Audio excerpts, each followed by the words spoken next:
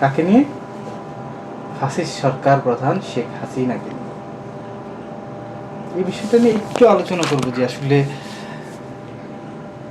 শেখ হাসিনা, তাকে নিয়ে এত আলোচনা, এত সমালোচনা কেন? তিনি লাস্টে এই যে 16 বছরে আমাদের পুরা জাতিটাকে, বিশেষ করে জেনজি যাদেরকে বলা হয়, যাদের মাধ্যমে এই গণঅভ্যুত্থানটা সম্ভব হয়েছে, এই জেনজি কখনো বোঝেই না যে আসলে গণতন্ত্র কি, ভোট কি।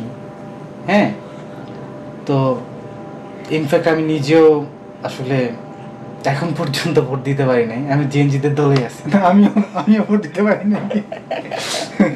এটা আমারও একটা খুব কষ্ট, দুঃখ, মজা লাগতেছে যে আমিও ভোট দিতে পারিনি।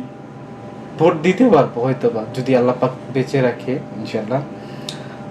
তো মানুষের সবচেয়ে গণতন্ত্রের যে বিষয়টা, গণতন্ত্রের চর্চা,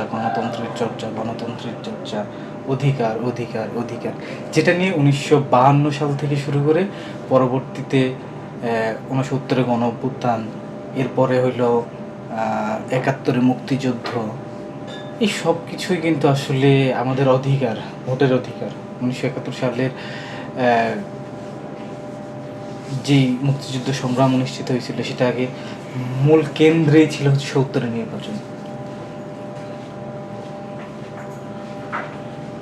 70-এর নির্বাচনে যখন মুসলিম লীগ বা তৎকালীন আওয়ামী লীগ আসলে সংখ্যাগরিষ্ঠতা পাওয়া সত্ত্বেও মোহাম্মদ আলী জিন্নাহ, ভুট্টো, তারা মিলে পশ্চিম পাকিস্তানের শাসক গোষ্ঠী কী করে নাই, শেখ মুজিব তথা আওয়ামী লীগ তথা পূর্ব পাকিস্তানকে ক্ষমতার আসনে যেতে দেয় না। এর জন্য মূলত কিন্তু পরবর্তীতে সংগ্রাম বলেন, মুক্তিযুদ্ধ বলেন, সব কিছু অনুষ্ঠিত হয়েছে।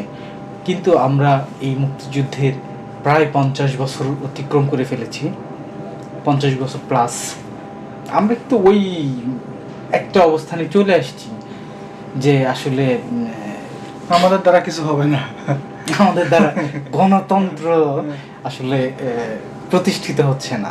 আসলে বিষয়টা হচ্ছে কি, এখানে আমার যতটুকু ধারণা যে আসলে সম্ভব ছিলই কিভাবে, কারণ যেই অন্যায়ের বিরুদ্ধে কথা বলতে গিয়েছেন তাকেই নির্যাতন করা হয়েছে, ফ্যামিলিগত নির্যাতন করা হয়েছে, মানসিক, শারীরিক সকল দিকে তাকে রাকিব, শুধুমাত্র এই বর্তমান সরকারের আমলেই যে এই যে গণতন্ত্র নিয়ে অনেক বেশি যে হয়েছে তাও না, এর আগেও আমরা দেখেছি 96 বলো, 92 বলো বা 75 পরবর্তী বলো, এই 75-এর আগে ইনফ্যাক্ট আমরা ইতিহাস ঘাটলে দেখতে